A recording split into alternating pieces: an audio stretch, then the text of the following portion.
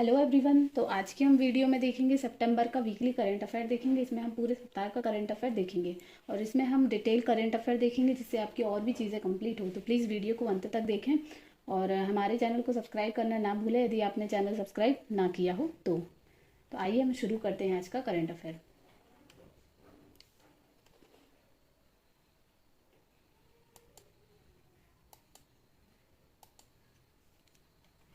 तो पहला क्वेश्चन है हमारा, आदि शंकराचार्य आदि शंकराचार्य की 108 फीट की प्रतिमा का अनावरण किस राज्य में किया गया है? तो अभी हाल ही में किया गया है मध्य प्रदेश में। मध्य प्रदेश के ओमकारेश्वर में इस प्रतिमा का अनावरण यानी कि शिलान्यास किया गया है और इस प्रतिमा को स्टैचू ऑफ वननेस का नाम दिया गया है। ये प्रतिमा आपको दिख रही है, यही है आदि गुरु शंकराचार्य की प्रतिमा मध्य प्रदेश के ओमकारेश्वर में, खंडवा जिले के ओमकारेश्वर में। और इस प्रतिमा को स्टैचू ऑफ वननेस का नाम दिया गया है। मध्य प्रदेश के मुख्यमंत्री कौन है? शिवराज सिंह चौहान। मध्य प्रदेश के मुख्यमंत्री शिवराज सिंह चौहान ने खंडवा जिले में प्रसिद्ध तीर्थ ओमकारेश्वर के मानधाता पर्वत पर आदि शंकराचार्य की 108 फीट ऊंची प्रतिमा का अनावरण किया। ये जो ओमकारेश्वर है, पहले हम ये जान लें कि ये खंडवा जिले में है और ये किस पर्वत पर स्थापित की गई है? मानधाता, ओमकारेश्वर के मानधाता पर्वत पर। 3 धातुओं से निर्मित ये प्रतिमा है। ये जो प्रतिमा है ये 3 धातुओं से निर्मित है। इस प्रतिमा को स्टैचू ऑफ वननेस का नाम दिया गया है। स्टैचू ऑफ वननेस का मतलब क्या होता है? हिंदी में हम देखें तो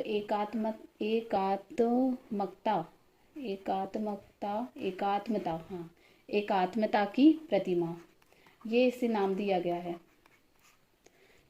इसके साथ ही मुख्यमंत्री ने 2200 करोड़ रुपए की लागत से बनने वाले अद्वैत लोक का शिलान्यास किया। ये जो पूरा परियोजना है वो पूरी 2200 करोड़ रुपए की है।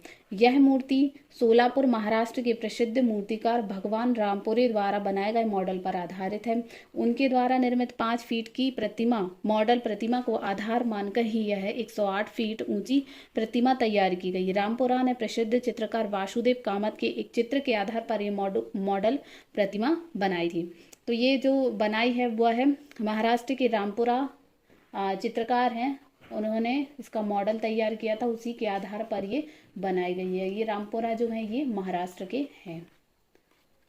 उसके बाद हम स्टैचू ऑफ वननेस के बारे में हम कुछ एक्स्ट्रा फैक्ट जाने तो एकात्म धाम में स्थापित आचार्य शंकर की प्रतिमा का नाम एकात्मता की मूर्ति है।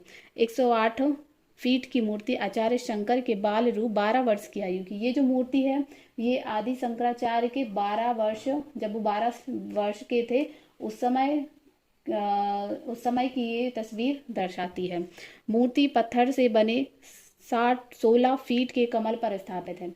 ये जो मूर्ति जिस कमल पर स्थापित है वो 16 फीट का है और मूर्ति के लिए मेटल कन्वर्ट करने का काम चीन ने किया था। प्रतिमा में जो 3 धातु हमने देखी थी ये 3 धातुओं से निर्मित है। तो अब वो क्या क्या वो देख लेते हैं। तो इसमें कॉपर की मात्रा है, 88% कॉपर है। उसके बाद जिंक है, 4% इसमें जिंक है और उसके बाद टिन है, यानी कि टिन है 8%। और प्रतिमा जो है वो 100 टन कुल वजनी, इसका वजन कुल 100 टन है। कंक्रीट के पेडस्टल की डिजाइन 500 वर्ष तक की समयावधि को ध्यान में रखकर तैयार की गई है। नेक्स्ट हमारा क्वेश्चन, एशियन गेम्स में अर्धशतक लगाने वाली पहली भारतीय महिला खिलाड़ी बनी है तो शेफाली वर्मा। ये फोटो में दिख रही हैं, ये है शेफाली वर्मा।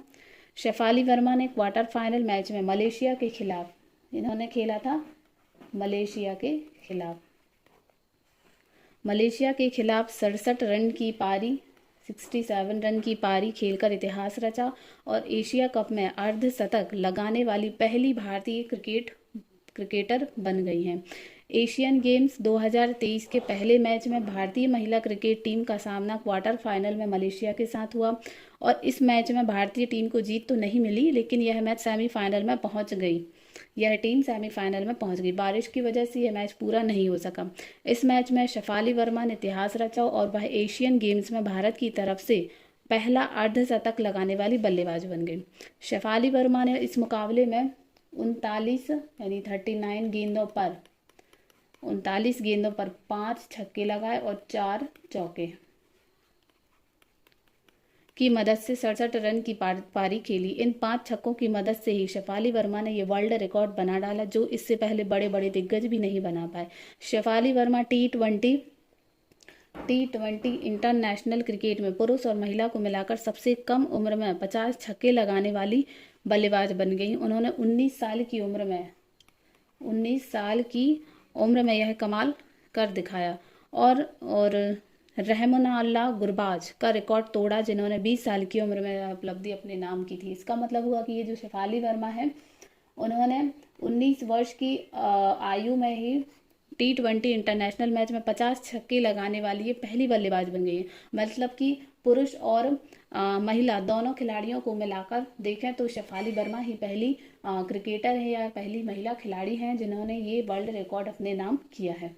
नेक्स्ट क्वेश्चन हमारा, नारी शक्ति वंदन विधेयक के तहत विधानसभाओं में महिलाओं को कितने प्रतिशत सीट आरक्षण दिया जाएगा। तो ये जो टॉपिक है ये अभी बहुत ही इम्पॉर्टेंट रहा है और काफ़ी महत्वपूर्ण हो जाता है हमारे लिए ये बिल जो आया है वो, क्योंकि सदन के दोनों सदनों ने देश की नारी शक्ति का वंदन कर नारी शक्ति वंदन विधेयक को मंजूरी दे दी और नारी शक्ति वंदन विधेयक के माध्यम से लोकसभा और राज्यसभाओं में, यानी कि लोकसभा और राज्यों की विधानसभाओं में महिलाओं को 33% आरक्षण दिया जाएगा। यह जो विधेयक आया था यह 128वां संविधान संशोधन विधेयक था और इसको गुरुवार को राज्यसभा में से मंजूरी दे दी गई। राज्यसभा में मंजूरी इसे दे दी गई और उसके बाद राज्यसभा को अनिश्चित काल के लिए स्थगित कर दिया गया।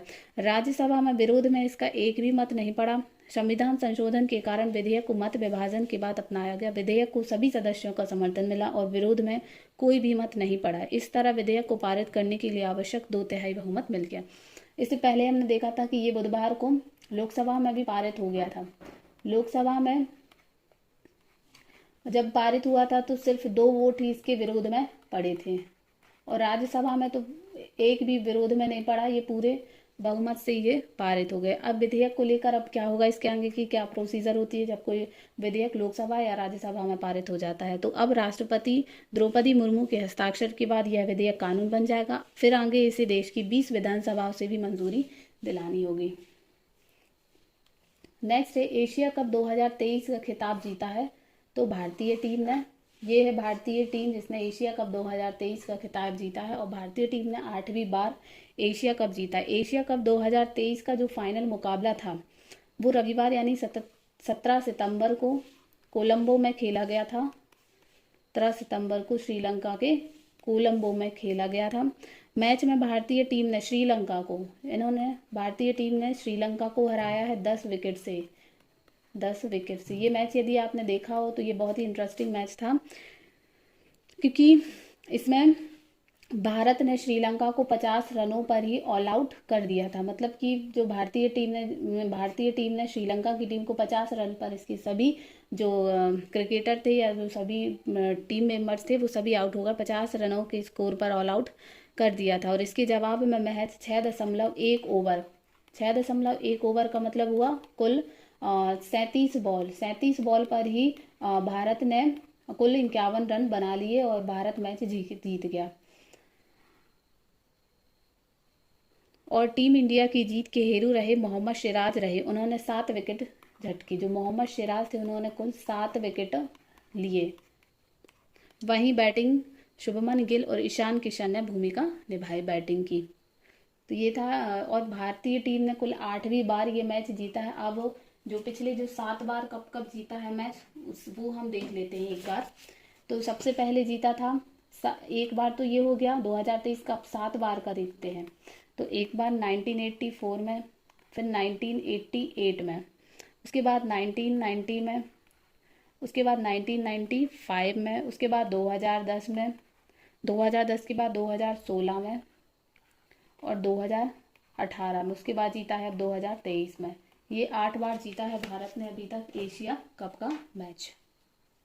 नेक्स्ट है हमारा क्वेश्चन, पुरानी संसद को अब किस नाम से जाना जाएगा। संविधान सभा अभी हम सभी ने न्यूज़ में देखा होगा कि संसद का जो अभी विशेष सत्र चल रहा था, जो 5 दिनों का, जो कि 18 सितंबर से शुरू हुआ था, तो उसी में जो पहले दिन की जो बैठक हुई थी, यानी कि जो पहला दिन था वो पुरानी संसद में ही बैठक हुई थी, लेकिन जो उसकी दूसरी बैठक हुई थी यानी कि 19 सितंबर को, वो नई संसद में शिफ्ट हो गई। पूरी संसद नई विधानसभा में, ये मतलब नई संसद में ये शिफ्ट हो गई। तो प्रधानमंत्री मोदी जी ने मंगलवार को पुराने संसद भवन में अपना आखिरी भाषण दिया था। उन्होंने घोषणा करते हुए कहा कि पुराना संसद भवन अब संविधान सदन कहा जाएगा। ये है पुराना संसद भवन, अब इसे संविधान सदन के नाम से जाना जाएगा। इसके बाद वह सभी सांसदों को नए संसद भवन लेकर गए और अब से वह एक आधिकारिक भारतीय संसद होगी। पुरानी यदि हम संसद की हम बात करें कि ये कब बनकर तैयार हुई थी, जो पुराने संसद भवन की जो इमारत थी वह सन 1927 में बनकर तैयार हुई थी, जिसे British architect sir Edwin Lutyens और हर्बर्ट बेकर ने डिजाइन किया था। यह इमारत अब 96 साल की हो गई थी। नेक्स्ट क्वेश्चन हमारा, हाल ही में किसे 42वें के विश्व धरोहर स्थल में शामिल किया गया है? तो होयसला मंदिर समूह को। अभी हाल ही में भारत के जो होयसला मंदिर है, यानी कि जो कर्नाटक में जो होयसला मंदिर समूह, उनको अभी यूनेस्को के विश्व धरोहर स्थल में शामिल किया गया है।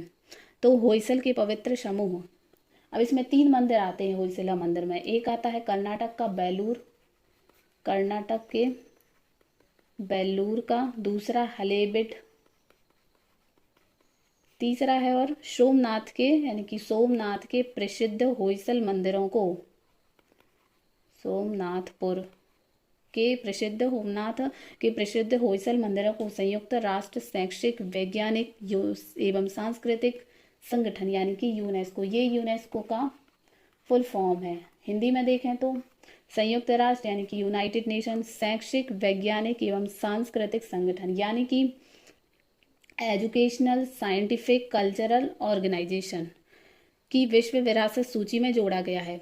यह समावेशन भारत में 42वें यूनेस्को विश्व धरोहर स्थल का प्रतीक है। अब हम इसके कुछ इतिहास की बात करें कि ये कब बनी थी, तो जो होयसला मंदिर है वह 12वीं से 13वीं शताब्दी के बीच में ये बनाई गई थी, जो कला एवं साहित्य के संरक्षक माने जाने वाले होयसल राजवंश की राजधानी थी। अब एक और न्यूज़ इसमें जोड़कर सामने आती है हमारे पास कि 41वां जो यूनेस्को, भारत का जो 41वां यूनेस्को विश्व धरोहर स्थल था, वो था अभी कुछ समय पहले ही इसे घोषित किया गया था। जो 41वें नंबर का था वो था शांति निकेतन। शांति निकेतन ये कहाँ है? ये पश्चिम बंगाल में है। पश्चिम बंगाल में, इसकी कुछ हम बात कर लेते हैं पहले। शांति निकेतन जो पश्चिम बंगाल के बीरभूम जिले में स्थित है, को यूनेस्को की विश्व विरासत सूची में भी शामिल किया गया था। शांति निकेतन की जो स्थापना है वो सन 1901 में की गई थी। शांति निकेतन एक आवासीय विद्यालय और प्राचीन भारतीय परंपराओं पर आधारित कला का केंद्र है। कोलकाता से लगभग 160 किलोमीटर की ये दूरी पर स्थित शांति निकेतन की शुरुआत रविंद्रनाथ टैगोर के पिता देवेंद्रनाथ टैगोर द्वारा स्थापित एक आश्रम के रूप में हुई थी। यानी कि जो शांति निकेतन की जो स्थापना है वो देवेंद्रनाथ टैगोर ने की थी। देवेंद्रनाथ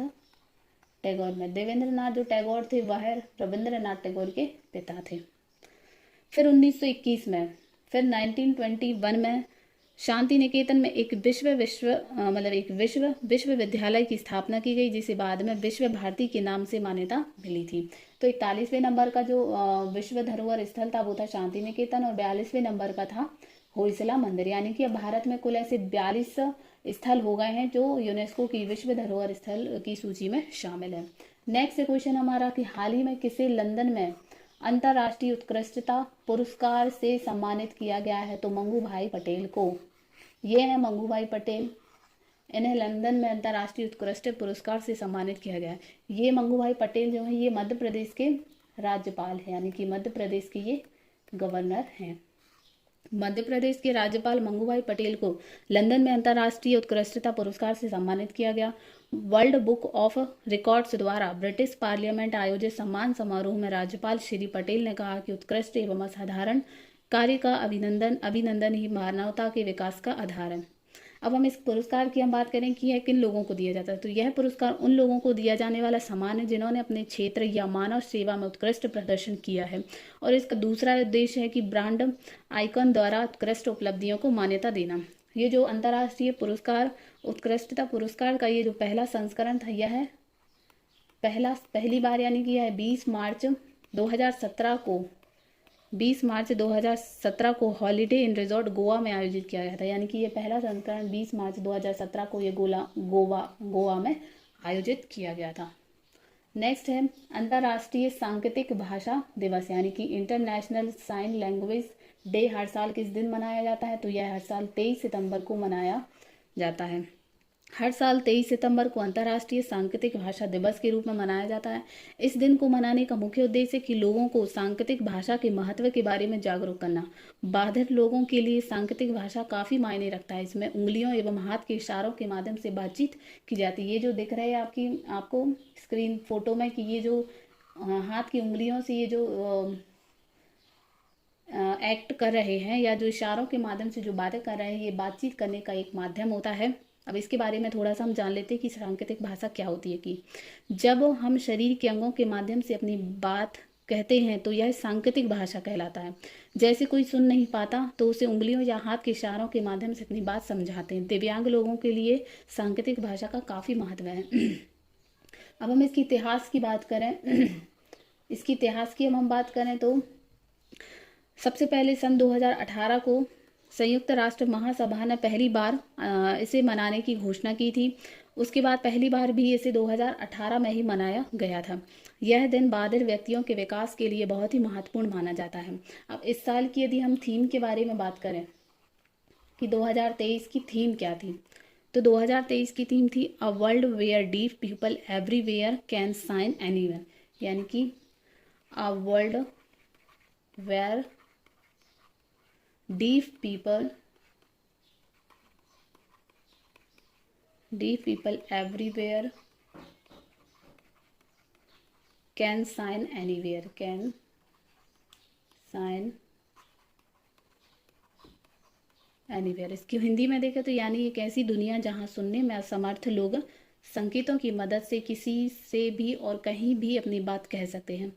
और एक रिपोर्ट के अनुसार दुनिया भर में लगभग 17 मिलियन से अधिक लोग बाधित हैं। नेक्स्ट है हमारा क्वेश्चन, हाल ही में किसी प्रतिष्ठित एकलव्य पुरस्कार से सम्मानित किया गया है? तो पलक शर्मा को।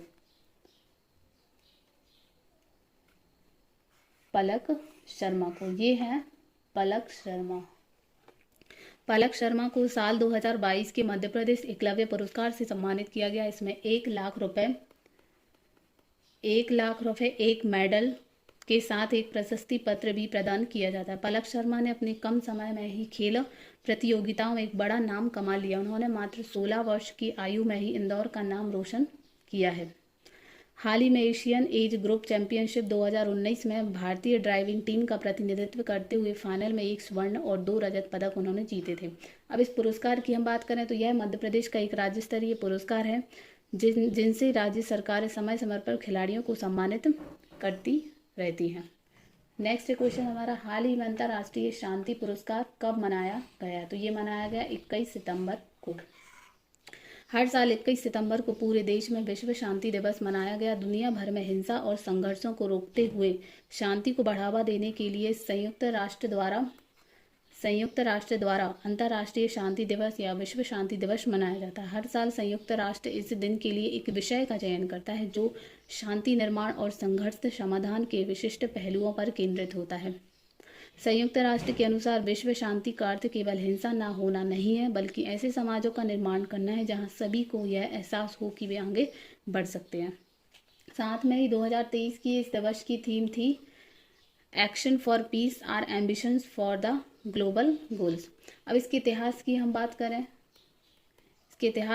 करें तो संयुक्त राष्ट्र महासभा ने 30 सितंबर सन 1981 को प्रस्ताव पारित किया था जिसमें वैश्विक युद्ध विराम और उस दिन सभी शत्रुताएं समाप्त करने का आह्वान किया था। और पहला अंतर्राष्ट्रीय शांति दिवस जो था वह 21 सितंबर सन 1982 को यह मनाया गया था पहली बार। और इसके बाद में 2001 में इस आधिकारिक तिथि 21 सितंबर घोषित की गई। उससे पहले यह वार्षिक महासभा के उद्घाटन 17 सितंबर के तीसरे मंगलवार को मनाया जाता था। तो 2001 में इसको एक आधिकारिक रूप से घोषित किया गया। तो ये था आज का करंट अफेयर जो हमने देखा। यदि आपको पसंद आया हो तो प्लीज़ हमारे वीडियो को लाइक करें एवं चैनल को सब्सक्राइब करें। Thank you.